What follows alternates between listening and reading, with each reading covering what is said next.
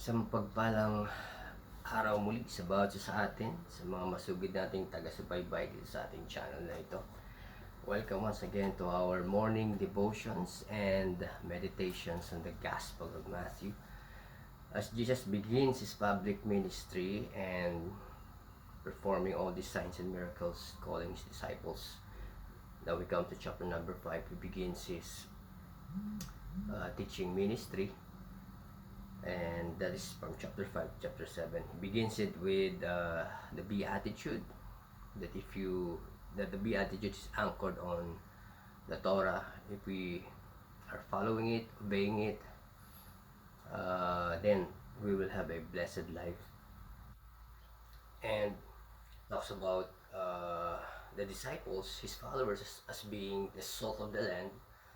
And from chapter 5 to from verse 14 to verse 16, he talks about the disciples as being the light of the world. So madaling sabi, Jesus Christ is telling his disciples, as followers of me, if you want to have a blessed life anchored on the Torah, become the salt of the land, and you become the light of the world. That means his followers, his disciples, his believers, to those that have that Abraham-like faith, then we become the agents of change in this fallen and dark world. Whenever we talk about darkness and light, darkness speaks about sin, while light speaks about righteousness. And as the Bible also tells us that men love darkness rather than light. So verse 14, you are the light of the world. A city that is set on a hill cannot be hid.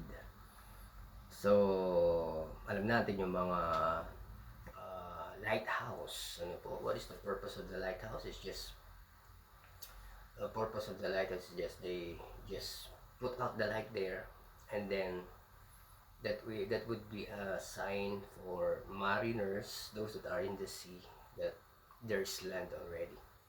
Its purpose is just that there's light, but it should shine. So being the light of the world, just the Rabbi Jesus Christ told his disciples, they are the light of the world. It must be placed on an area, placed on a hill, right above the other else, so that it cannot be hid. As we all know that this promise was first given to the nation of Israel, that they should be a light to the nations, the light to the world, as stated in Deuteronomy and the prophet Isaiah in chapter 49, that the nation of Israel, as God's chosen nation, as God's agent for change, as God's agent to introduce him to all the nations surrounding them, because God is not just the God of Israel, but he is the God of the nations. It was first promised to the nation of Israel, and yet they disobeyed God. And just as stated in the book of John, he came to his own received him not.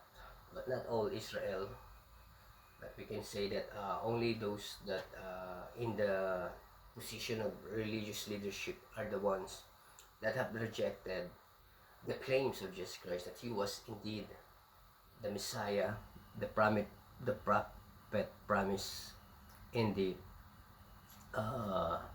Old Testament, as also prophesied by Isaiah, that he, the first coming, that he would be the suffering servant. And so we find here that Jesus Christ was alluding to that promise to the nation of Israel, that ye are the light of that you are chosen to be a light to the nations. And now in the New Testament, he speaks about his disciples in the new covenant, that the Jew and Gentile would come together, and the Gentiles are now grafted into that spiritual Israel.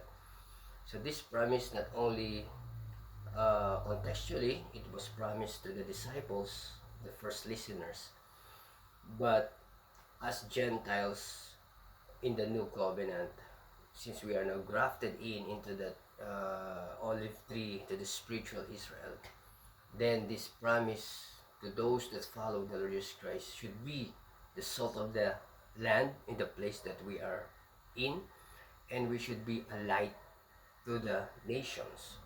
You are the light of the world. You are the light of the nations. You must be placed on a above, on a place that could be seen, set on a hill, cannot be hid. Lighthouse are placed on a hill, on a place that they are elevated above the ground, so that they could be easily seen and identified. As light of the nations, we should be placed on a hill, set above the other else, so that they could identify, they could see the light that is in us as followers of Yeshua, the Lord Jesus Christ. We are the light. You see, as we see in the creation story, that darkness was never created. It was light that God created. In the first few verses of the book of Genesis, it tells us that and God spoke the word, and Jesus Christ, and God said, "Let there be light." Darkness was never created. Darkness cannot overcome light. Light immediately dispels darkness, and as they would say that uh, darkness is basically the absence of light.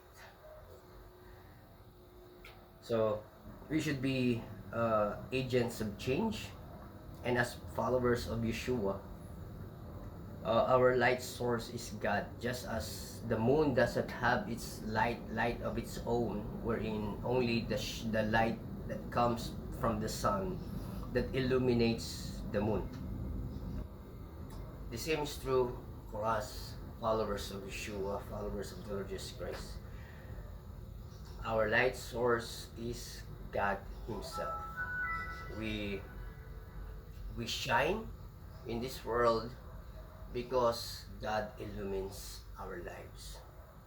So, verse 14, "You are the light of the world. A city that is set on a hill cannot be hid." Our light should be placed above everyone else. We are the light of this world. And verse 15, "Neither do men light a candle and put it under a bushel, but on a candlestick, and it give it light unto all that are in the house." The point is that if you are a follower of the Lord Jesus Christ, your light should not be hidden. Ano po? So, sabi nga sa isang kataga, sabi doon if you are arrested for being a Christian, would there be enough evidence to convict you? Ano po? So, dapat nakikilala, it makes us distinct. You see, as the time goes on, the nation of Israel had maintained their identity as a nation. They had maintained their distinctiveness above all other nations. There are three things that makes the nation of Israel distinct. Number one is the observance of Sabbath. Number two, circumcision. And then number three, the dietary laws. The point that I'm making is this: what makes us distinct as followers of Yeshua?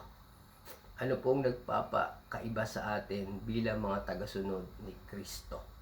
Tayo po'y dapat maging ahente ng pagbabago sa mundong madilim, mundong makasalanan. Tayo po'y muhing-muhi na sa kasamaan na nangyayari sa mundong ito. So, we are the light of the world, the light of the nations. We should be placed above anyone else, so that people could see that we are a follower of the Lord Jesus Christ. Ano po ang magpapakaiba sa atin na malalaman ng tao na tayo nga'y tagasunod ni Kristo? Ano po? In verse 16, let your light so shine before men, that they may see your good works. Light, darkness talks about sin. Light talks about righteousness and good works. And glorify whom? Glorify your Father which is in heaven. We are the light. We are the agents of change into this world. We should exemplify, we should illuminate the light that comes from our source, whom it is God Himself, the source of our light. And light should dispel darkness whenever, wherever we are, however we are, in the place that we are in, we should be shining. Our light should shine. What good it is for a light if it is not shining? Ano po ang silbi ng ilaw kung hindi ito nagliliwanag? Just as salt, sabi nga ng Panginoon Jesus, kung nawala na yung lasa, bakit mo patatawagin asin yun? The same is true sa ilaw. May ilaw, ngunit kung yung ilaw naman yung ay hindi nakasindi, walang silbi yung ilaw na yun. Mga kapatid, kung tunay tayong tagasunod ng ating Panginoong Kristo, dapat tayo po ay instrumento ng pagbabago sa mundong ito. We always complain. We want to change the world. Sabi nga we cannot change the world in just we can change the world, and it must begins with us as followers, as true believers of the Lord Jesus Christ. So, paalala po sa atin, sabi nga sa isang kataga muli as we end this devotion and meditations this morning. Sabi sa isang kataga, the light that shines the farthest is brightest at home. Nawa, ang ilaw na ito ay hindi lamang nagliliwanag. Sabi nga, mas yung isang ilaw na nagliliwanag na pinakamalayo ay nagliliwanag yon sa kanyang tahanan. The light should begins in us, in our homes, in our family. Dapat mas nagliliwanag tayo sa immediate family natin. Nagiging influensya tayo sa kanila ng pagbabago. Nakikita nila yung liwanag na nagmumula sa ating pagiging tagasunod ni Kristo bago pa tayo magliwanag sa malayo. So, anong silbi ng asin kung wala ng ala? Anong silbi ng ilaw kung hindi naman siya nagliliwanag? You are the light, and that light must be shining. Marami pong salamat at pagpalain tayo ng Panginoon sa buong maghapon ito.